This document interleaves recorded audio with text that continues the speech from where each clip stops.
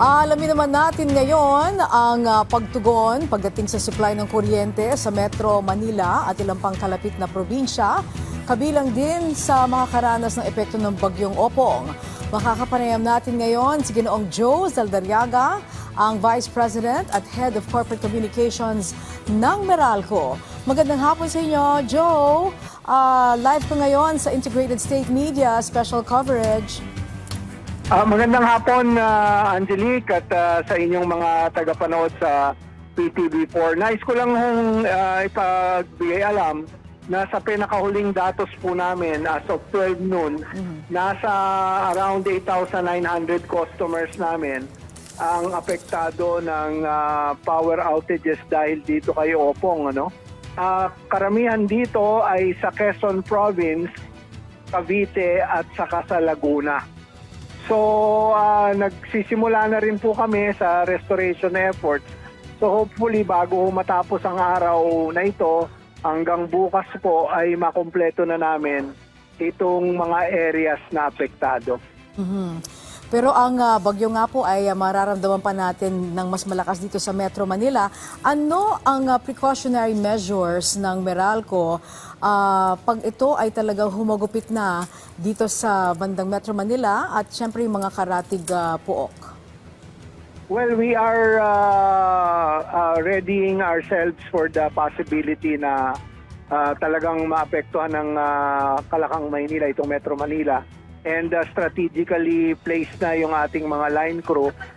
We are also hopeful na yung ating investment sa strengthening ng ating distribution network ay will play a vital role in ensuring that we will be able to somehow withstand itong bagyo pag ito'y sinasabi nga na mananalasa na dito sa Metro Manila. But we're still hoping for the best, Angelique. So Joe, kailan nyo pinuputol ang kuryente? Ano ang inaantabayanan ng Meralco bago itigil yung supply ng kuryente sa isang lugar? Dapat ba magbaha dito? Dapat ba may mga kawad ng kuryente na bumabagsak o nahuhulog ng mga poste? Una-una, automatic na pong mag-shut off ang aming mga linya once it feels na threatened na po ito. Pag mga wire down naman, wag na pong lapitan yan ng kababayan natin. Meralco will be the one to handle that situation. We've been in many situations in the past before kung saan alam na po namin yung protocols involved in the restoration efforts at antabayanan lang po nila kung ano yung magiging kilos ng Meralco. Ang importante lang, wag nilang lapitan yung mga damaged facilities sakali man meron. Okay, kamusta naman ang support ng ating mga crew? Dahil sila rin mismo ay maaaring mga nandun, naninirahan sa mga lugar na babahain o di kaya ay hahagupitin ng bagyo. Meron ba kayong second line of teams na maaaring ipadala kung sakali mang nangangailangan tayo dyan? Well, first of all, duty first, ang Meralco. Ang amin pong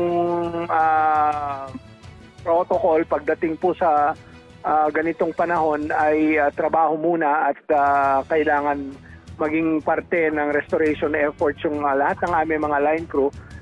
Kung apektado mismo sila doon sa kanilang mga lugar, syempre we will give them the time and effort to secure their families first.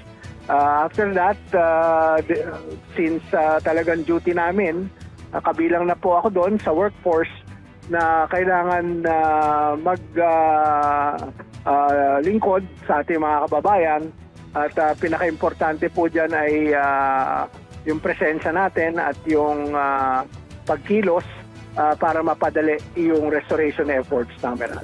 Okay, maaari ba nating maibigay sa mga kababayan natin kung ano yung numero na maaari nilang tawagan kung sakaling may problema sa kuryente sa kanilang lugar? Para sa mga alalahanin tungkol sa serbisyo, maaring i-report po yan sa pamamagitan ng mga official na social media accounts po namin.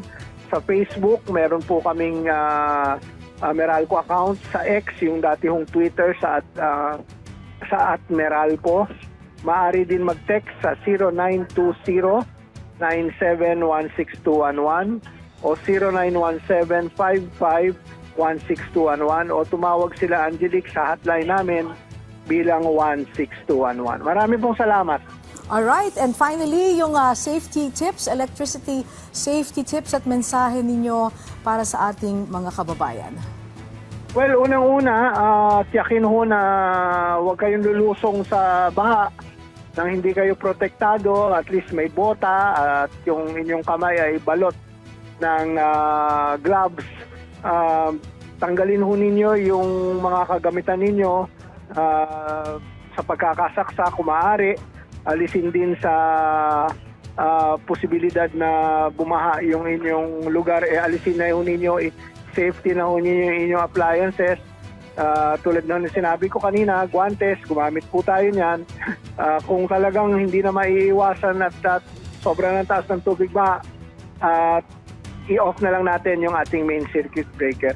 So yun lang po, a few of our safety tips na pwede namin ibahagi sa mga kababayan natin. Okay, maraming salamat sa inyong oras, Joe Zaldariaga ng Meralco.